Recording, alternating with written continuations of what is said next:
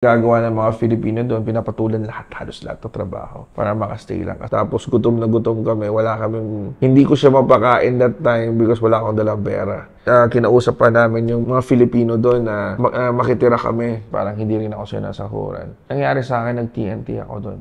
Kasi most of ng mga TNT doon, trabaho is sobrang low na eh. So wala akong ID. Ginagawa ko, nanghihiram ako ng ibang visa na ibibigay ko doon. Pero hindi ko itsura yun. Iba yung pangalan ko dito. Kung sa pangalan ko sa Ahmed. But you need to survive. You need to do something else. Hindi lang siguro ako nag-stop ng pangarap ko. Nagustuhan ng milyon-milyong katao. Doon na na-addict na ako. Kung papanoorin ko yung mga dating kong gawa, siyempre napapangitan ako ngayon. Kayo po ba lumalabas po kayo sa mga short films po? Never. Behind the scenes lang po? May one time lang ako lumabas, pero pinagsisihan ko yun. Before sila naging director, waiter sila, or electrician. Gaganon ka lang, i-edit ka lang, kukuha ka lang, hawak ka lang ng camera, tapos 100,000. So akala nila madali lang yung ginagawa na. Secret ng being successful is partner mo. Alala ko before, humiiyak siya. Sabi niya, bakit tayo nandito sa sitwasyon na to? Sabi ko sa kanya, relax ka lang. Tutulog tayo sa magandang kama. Someday, kakain tayo sa restaurant na hindi ka natitingin sa price. And someday, sabi ko sa kanya, ikot tayo sa buong mundo. Ang paghahanap ng aming mga guest at pagbabahagi ng kanilang kwento ay nangangailangan ng maraming oras. Pero sa tulong nyo, makakadiscover kami ng mga iba't iba pang mga istorya ng ordinaryong Pilipino. Para sa mas magandang community experience, pwede kayo makipag-usap at magtanong ng kahit ano sa aming mga naging guests at manatiling anonymous sa Discord. I-click nyo lamang ang join button para maging isang exclusive member. Maraming salamat!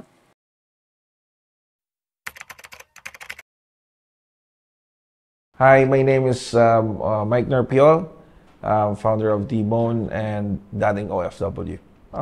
Actually, tayo Filipino, like most of us want to have a good life then as an OFW. Kasi doon, pinalaki tayong ganun ng mga magulang natin na mag-abroad, di ba maraming nurse. Kaya, yeah, I think isa din yun I'm one of the Filipinos na gustong ma-achieve ang mga pangarap. Saan po kayo lumaki, sir, kung matanong ko lang? I'm born and raised in Bacolod. So, Ilonggo. Ilonggo roots yung ano. Siyempre, yung life before is yung bata, medyo napariwara din ng buhay. Siyempre, dumaan din tayo sa mga bisyo, like, siyempre, drugs, hindi pumapasok sa school, siyempre, napapatropa, minsan napapatrouble din. Yeah, siyempre, dumaan tayo dun sa ganung part ng life natin. Okay, about gang life naman, siyempre, I don't know kung paano ako nakapunta dun. Pero siyempre, sa side ng family ko, like my dad, gang din dati yung dad ko eh, medyo nasa streets din siya lumaki. But nung pinanganak ako, hindi ko naman masabi na we're in good na situation, pero nasa middle class kami. But syempre, growing up, naririnig ko yung past life ng dad ko. So, syempre, sabi ko like, wow, I want to be my dad. Syempre, nung bata pa tayo, hero natin yung yung parents natin. So, yeah. When I was in high school, tried to form a fraternity. Actually, it's a gang. It's a fraternity pala, yeah. When I was in high school, I tried to form a gang. Hanggang lumaki din siya. Naging founder ako noon hanggang college. Napapatrouble din. Maraming akong members. Mostly schools versus schools, frat versus frat. So yeah, isa din yun sa isa na mga nangyari sa buhay ko. Hindi ko naman pinagsisihan yun because I am who I am right now kung hindi ko rin nadaanan yun eh. Ano po yung masasabi niyong pinaka-nagudyok po sa inyo na maging OFW na po talaga? May naging event po ba sa buhay po ninyo na nangyari? Being OFW, actually before ko, siyempre, dream ng mga parents natin, as a Filipino dream ng parents talaga natin, okay, gusto mag-abroad ka because magtrabaho, mag-save, at mag-asawa. Parang gano'n naman yung cycle ng life natin eh. So yeah, isa ako dun sa mga Filipino na nangarap na gumanda yung buhay. So yeah, nag-abroad. So yeah, isa din yun. Pero but then again, parang hindi ko rin siya na-push na okay, kailangan ko maging OFW, na mga nagkumukuha ako ng mga exam, nagpapasa ako ng mga papel sa mga sa mga agency. No, hindi ko naranasan yun. Actually, what happened is like I have a family back in Saudi. And yeah, nag-offer siya ng job. Sabi ko, parang ayoko rin. Parang nagdadalawang isip din ako. But yeah, I take the chances. Nung nag-abroad na ako, doon ko na-appreciate yung because I was in abroad a very young age. So I was like, I think I was 22 that time. And na-appreciate ko kasi kumikita ako eh. Kumikita ako na malaki. So I think, yeah, that's the start na naging OFW. Na in love na ako sa part na I'm making money. And then, yeah, nakakapagpadala ako sa Pilipinas. Saang bansa po kayo nag-OFW? Tsaka ano po yung trabaho niyo po? I was in Saudi Arabia. So, pinakauna ko. Then I was a paramedic there.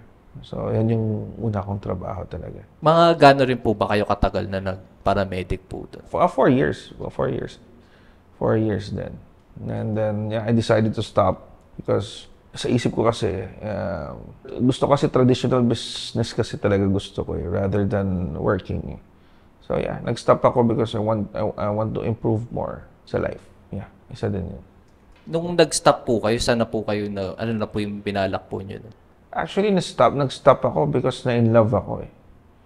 Isa din yun sa mga reason ko eh. Yun, doon ko nakilala yung wife ko na sabi ko, sa ayoko na palampasin. Siyempre pa. I'm not saying na wrong decision yun, but then again, we're young and stupid. If we fall in love, we are dumb. Eh. So, yeah, isa din yun na umuwi ako ng Pilipinas. Actually, maraming up and downs eh. When I was in Saudi Arabia, sabi ko nga, di ba, umuwi ako. Na-in love ako. Pagkatapos nun, syempre hindi siya nag-work yung life namin doon. Kaya nag-decide ako bumalik sa Dubai. And then, again, it's not hard na parang nag-agency to agency again ako. Kasi may kapatid ako doon, sabi niya sa akin, Tol, if you wanna get back on your feet, sabi niya sa akin, you can come here in Dubai, sabi niya sa akin. So, yeah, sabi ko, why not? Kasi syempre, nung nandito kasi kami sa Pilipinas kasi, medyo hard up talaga kami. So, sabi ko, yeah, why not? Why not Dubai? So, that's how I started in Dubai. Doon naman po, ano po bang naging trabaho niyo? Paramedic rin po ba? Or iba na? No. Actually, the first job that I have in Dubai is tagabantay ng computer shop. Yun yung pinakauna kong Kasi sa Dubai kasi kailangan mo maghanap ng trabaho before ka kailangan mo maghanap ng trabaho para makastay. So, usually, nagagawa ng mga Filipino doon, pinapatulan halos lahat ng trabaho para makastay lang. Kasi, like, ang expenses doon is too much. Mahal talaga yung source of living doon. Bed space alone is 700 dirhams. That is, dito siguro, I don't know how much, kasi times 15 eh. So, parang condo na yung nirerentahan mo, bed space pa lang doon. So, you need to find a job talaga para so yeah, pinatulan ko yung trabaho na yun. Yeah, medyo mahirap siya kasi syempre parang ako doon waiters, supervisor, tagalinis. So syempre doon ako yun yung una kong trabaho. Ano po yung mga challenges na hinarap niyo po doon sa Dubai po? Marami kasi ilang beses din ako nawala ng trabaho eh. Ups and downs din again yung life sa Dubai kasi there was a time na maganda na yung trabaho ko and then bigla nawala. Naloko din ako ng mga employer ko, hindi ako binisahan. So yeah, yung mga ganun ba. Medyo mahirap kasi doon kapag wala kang enough money. Naranasan namin na naglakad kami ng asawa ko na sobrang init. Yung init dito is nothing i-compare mo sa Dubai. So, naranasan namin na maglakad kami sa tumitirik na araw. Tapos gutom na gutom kami. Hindi ko siya mapakain that time because wala akong dalang pera. So, it's just that kailangan lang namin i-survive yung day na yon. So, isa yun sa mga grabe na nangyari na makikita mo yung mahal mo sa buhay na nahihirapan, naglalakad, gutom, puno ng pawis, tapos may mga dala kaming mga maleta. Na wala kaming pera. Nag-ano pa kami, kinausap pa namin yung mga Filipino doon na makitira kami. Siyempre maraming yung iba ayaw nila, pero may mga nakausap kami na kung pwede magstay muna dito. The good thing about mga Filipino naman sa abroad is they help Filipino naman, parang ganun ba, kapwa Filipino. So yeah, isa yun sa mga struggles namin na nangyari sa buhay namin. Then again, di ba sabi ko kanina na maraming ding mga employer na ginamit yung mga visa namin. So may time na nangyari na hindi ako nabisahan. And then hindi ko na tinuloy yung trabaho doon kasi parang hindi rin ako sinasahuran. So yeah, nangyari sa akin, nag-TNT ako doon. For quite some times, like 4 years siguro.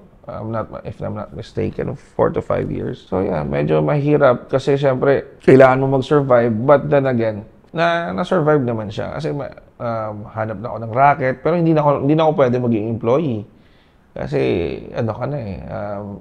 illegal alien ka na dun sa Dubai. So yeah, isa din yun sa mga grabe na nangyari. But again, maganda talaga kapag may pangarap ka pa rin even though na TNT ka. Kasi most of this ng mga TNT doon, trabaho is sobrang low na eh. Yung parang ganun ba. Kasi syempre wala na silang trabaho.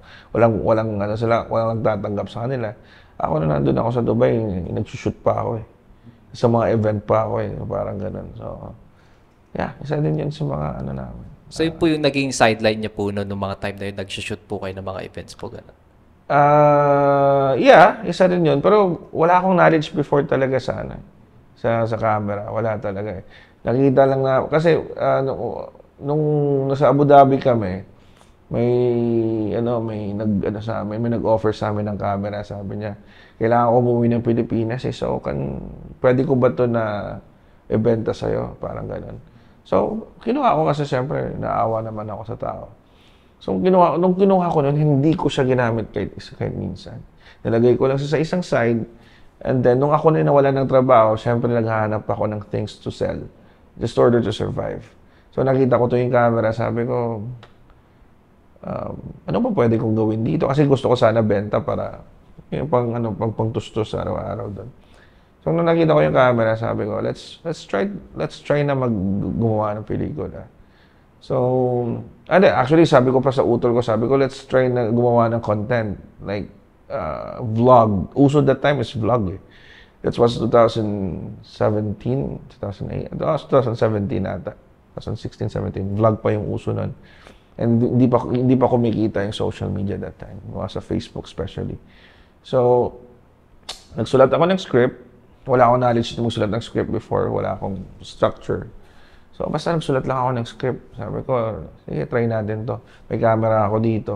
And then, bumili kami ng nagmumurahing like mic. Tapos yung mic, yung wire pa putang So, yeah, actually, doon nag-start halos lahat. Nung nakagawa na kami ng... Actually, by the way, yung pinauna namin content, wala pang mic. Yung mic lang ng camera, yung mic namin. So, yeah, doon nag-start. Pagkatapos nun, pumapasok ako sa mga, kapag may nagtanong, marunong ka ba mag-camera? Paggawa kami ng commercial, paggawa kami ng highlights, events. Oo, marunong ako niyan. Pero sa totoo, syempre hindi. So, pagkatapos nun, pag-aaralan ko muna kung paano mag-shoot siyempre sa YouTube. Pag-aaralan ko kung paano i-shoot yung commercial, paano i-shoot yung mga events. So, nakikita ko doon from there. Tapos, edit blind ako before kasi yung laptop ko is sa low-end i5, walang graphic card. So, tapos 2GB ata. So, edit blind ako. So, titignan ko muna yung 0.1 to 0.2 or 0.8 to point B kung gaano katagal kung saan ako magkakat. So, papanoorin ko muna siya play, dito ako magkakat. So, doon ako talaga nag-start. So, basically po, parang yung pressure to survive abroad, yun po yung nagbuhay sa production house po na tinayo po ninyo. Hindi ko rin siya masabi na order to survive because kasi That time na gumagawa na ako ng content. Na in love na ako eh. Doon na papasok yung partnership.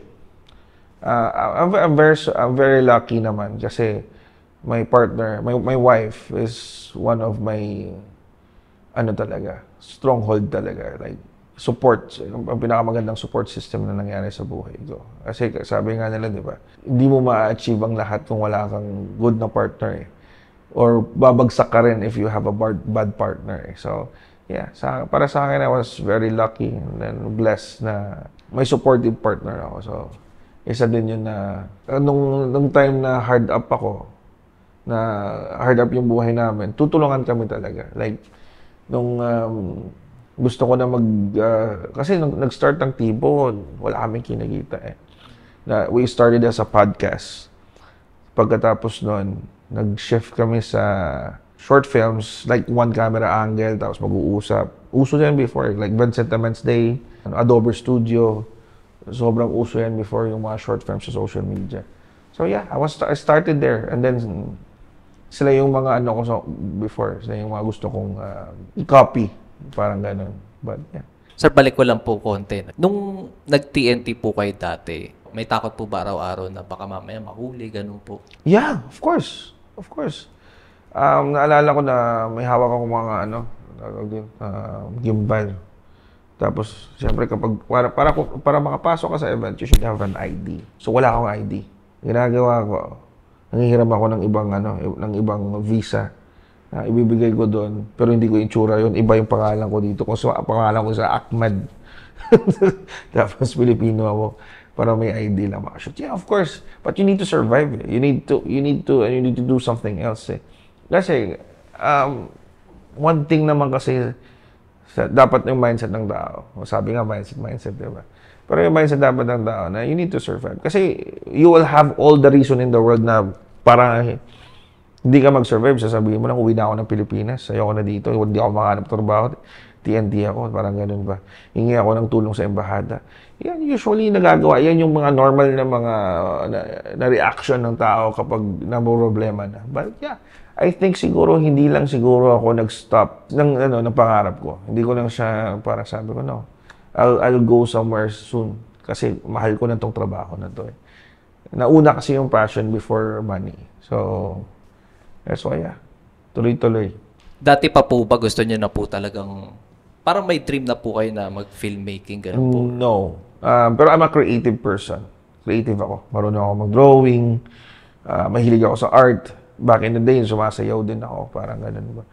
So yeah, ang ko na sa art talaga. So isa rin yan siguro yung... Ang film kasi kapag natatapos mo siyang art siya. Every scene or ng camera mo is dapat art yung lumalabas eh. Pero syempre hindi na makikita yan sa social media kasi basta ganun yung naiisip ko lagi. So, iba pa rin kapag love mo yung trabaho mo. Pag-usapan po natin yung T-Bone Productions po. Nung tinayo niyo po yan, ano po yung pinaka naging intention niyo? Ano po gusto? Okay. That's a very good question. Ang intention ko talaga is nagustuhan ko na kasi siya eh. So siguro, ma-like lang siguro ng mga, especially sa film, ma-like lang, ma-view lang ng mga parents mo, ang gawa mo, ng kapitbahay mo dati, yung mga kaibigan mo, view lang, ay gawa ko yan. Happy ka na dun eh. Happy ka na dun eh. Pero syempre, nung nagustuhan ng milyon-milyon katao, dun na na-addict na ako. Na-addict na ako gumawa ng bagong pelikula, na-addict na ako gumawa ng bagong content na makaka-react yung tao. Isa rin yun sa kasi nag-start kami talaga as hugot eh, mga hugot content. Sa love story kasi talaga nag-start ng T-Bone. Ngayon kasi yung mga content namin medyo na siya, inspirational, medyo nilalait-lait, yung mga ganun ba. So yeah, siguro sa tagal siguro nasanay na ako sa mga comments siguro. Like kung minsan kasi hindi mo mapiplease lahat ng tao eh. Kung isang gagawa ka ng pelikula, sabihin, pangit daw ng acting, pangit daw ng... Actually, it's a part of it eh. Part of it talaga yun eh. Kaya nga sumikat si Tanggol eh. Kasi marami silang, according sa source ko, ginagawa talaga nila yun para mag-viral. So yeah. Bad comments, it's okay. It's okay. It is what it is. You just need to learn from it na lang siguro. And then, don't give a F sa mga haters. Nung tumatakbo na kami, nakikita ko kasi when I was there, maraming OFW na gusto umarte. At mga production crew din na gustong gumawa ng pelikula. Ako kasi gusto ko na like, yung mga artista ko, they love what they're doing kasi. Kahit walang sahod yung ginagawa namin, yung mga content namin. Yung before pa na hindi pa ako kumikita. So, I'm happy ako na nakakatulong ako sa passion nila. Especially now, nakakabayad na tayo ng mga actress natin. Kasi, ito kasi yun, sobrang haba kasi ng pila sa mainstream eh. Lahat, like, hindi ka pwedeng sabihin mo na, ilalabas ako dun sa ABS bukas. No, you can't. It's not that, it's not gonna happen. May process kasi yun. So, that's why nag-open kami nung in-open namin yung T-Bone, in-open namin siya sa public na kung sino yung gusto umarte. Pwede kayo mag-audition, pwede kayo mag-start, gusto namin magbigay ng chance sa mga gusto maging artista.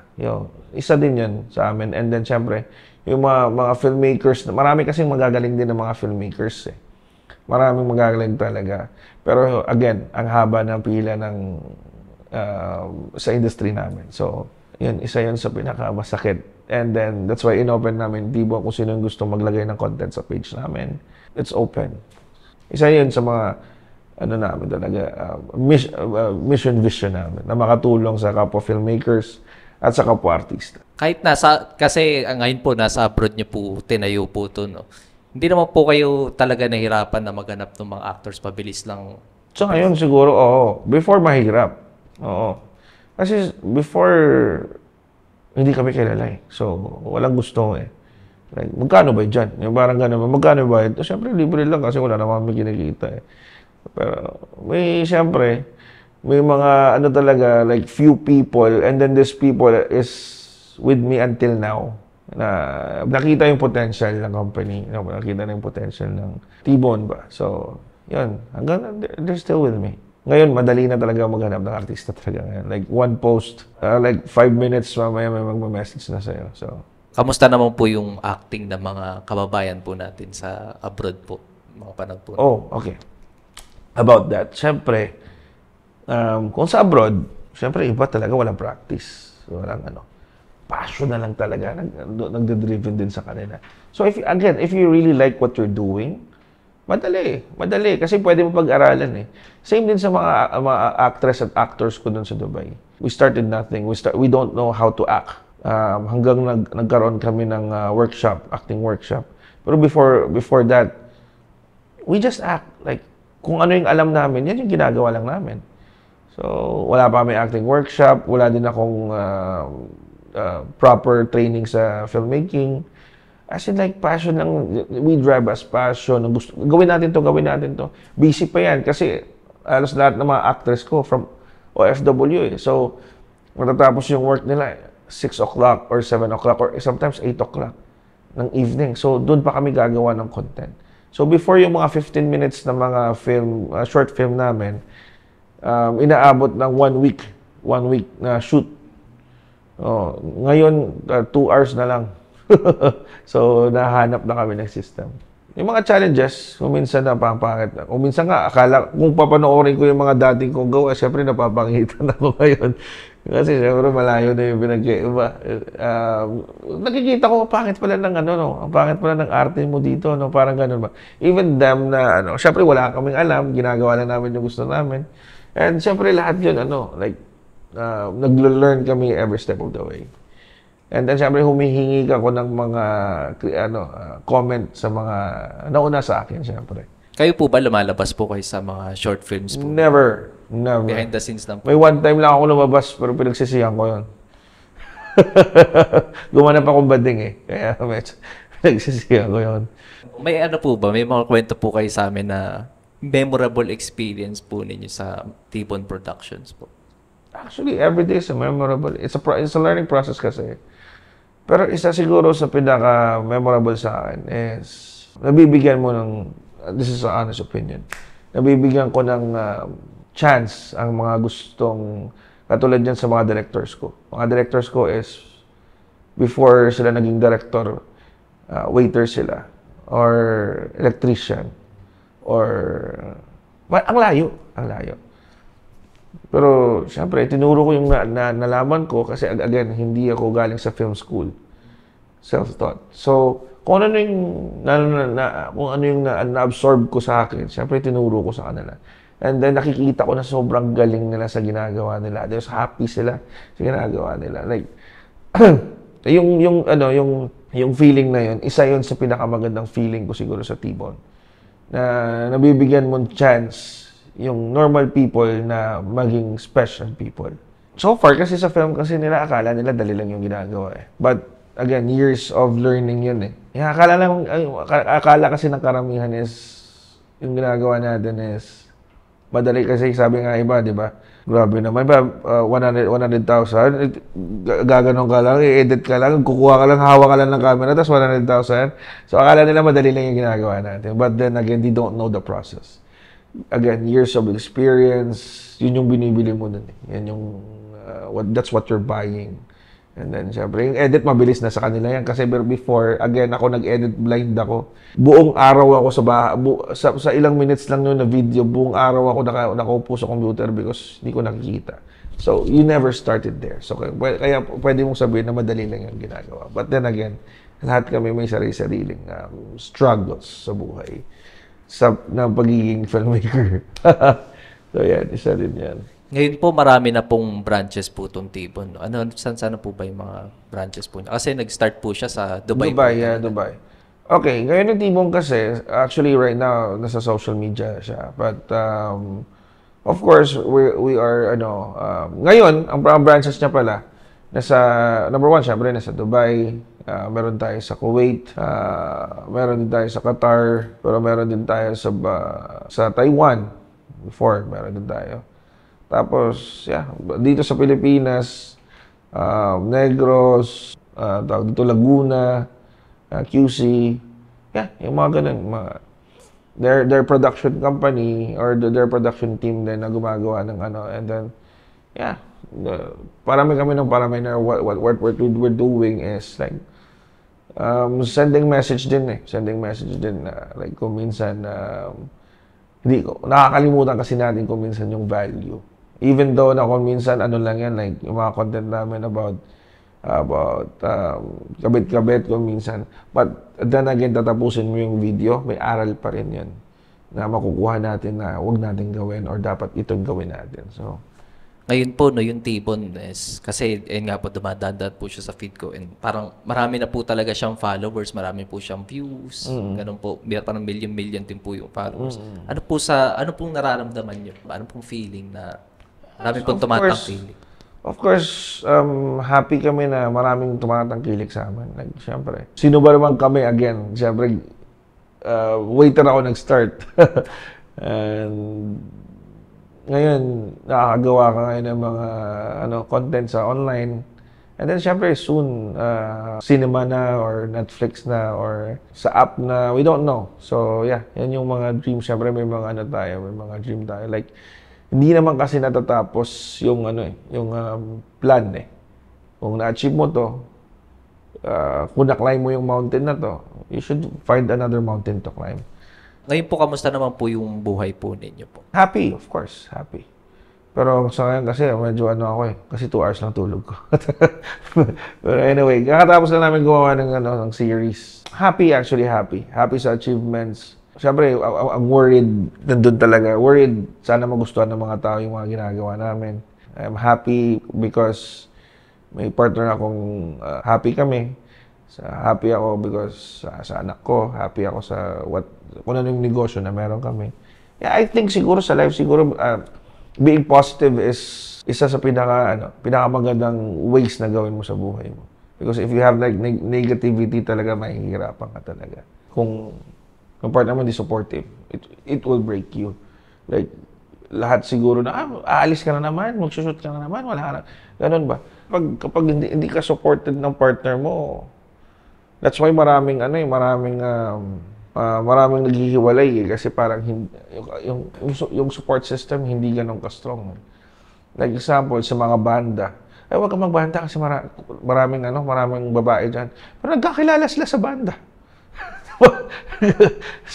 so isa yun sa mga secret ng being successful is partner mo.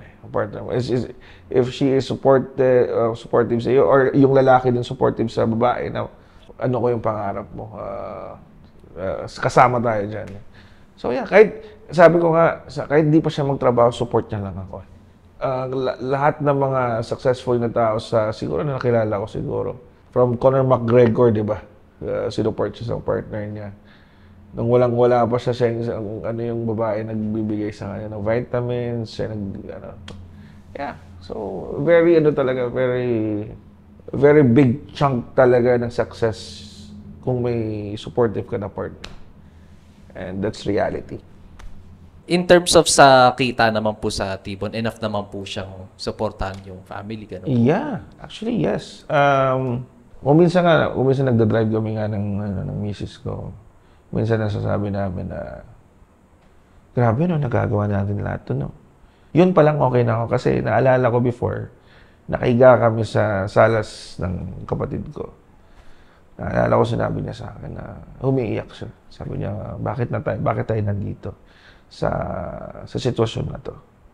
Sabi ko sa kanya, relax ka lang. Tutulog tayo sa magandang kama. Someday, kakain tayo sa restaurant na hindi ka natitingin sa price. Someday, magsastock yung bags mo sa wall natin. And someday, sabi ko sa kanya, iikot tayo sa buong mundo. Hindi pa naman sa buong mundo na naikutan namin, but yeah, piece by piece, nabibigay ko naman. Ano pong masasabi niyo po sa partner po ninyo po? Siyempre, thank you sa lahat. Thank you sa love and support. And yeah, yun lang. Ano pong mensahe niyo po sa mga taong nanonood po ngayon? Sa mga taong nagsusupport sa amin sa social media, big thank you talaga. Kasi siyempre, kung hindi kayo nagsusupport, hindi kayo nag-share, hindi kayo nagko-comment, kahit bad comments pa yun minsan. Salamat siyempre kung dahil sa inyo, nakaka-views kami, dahil sa inyo na karoon kami ng mga million followers. Actually, we're very happy kasi umabot namin ng 25 million followers in total. So, isa yun sa mga... So, Facebook pa lang yun, hindi pa kasama TikTok and YouTube. And then sana masuportahan pa kami sa other gusto na mangyari sa mga projects pa namin. Ano pong masasabi niyong advice sa mga aspiring filmmakers, aspiring actors? Sa filmmaker siguro, advice ko siguro is shoot mo na yan. Yan yung pinakamaganda. Kasi palagi tayong may back na reason out ba na you don't want to do it. Like example, sasabihin mo na gusto ko na mag-shoot pero pangit yung lens ko . Yan yung palagi. Wala akong camera . Maraming filmmakers na nag-shoot sa cellphone. Kung ano lang yung hawak mo, yung camera, nag-start ako sa camera na 600D. Tapos naka-stock lens. So, tapos again, kung saan ako nag-edit, sobrang, i-shoot mo na yan. Kasi it's a learning process. Kapag hindi ka nag-start now, kung magsa-start ka pa bukas, doon ka na mag-learn. So, if you start now, mas maganda start ka na ngayon. Sa mga actress naman and actor naman, syempre, mas maganda galingan nyo talaga. And then, you need to know your niche.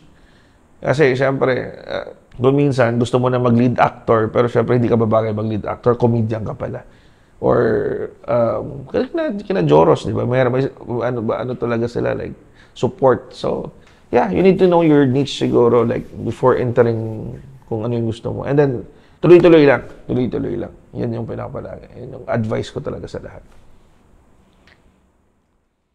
Sorry, Ran. Kung gusto nyo manood ng mga dokumentaryo galing sa mga interviews namin, huwag nyong kakalimutang i-check ang isa pa naming YouTube channel, Off the Record Beyond Borders. I-click nyo lang ang link sa description. Maraming salamat!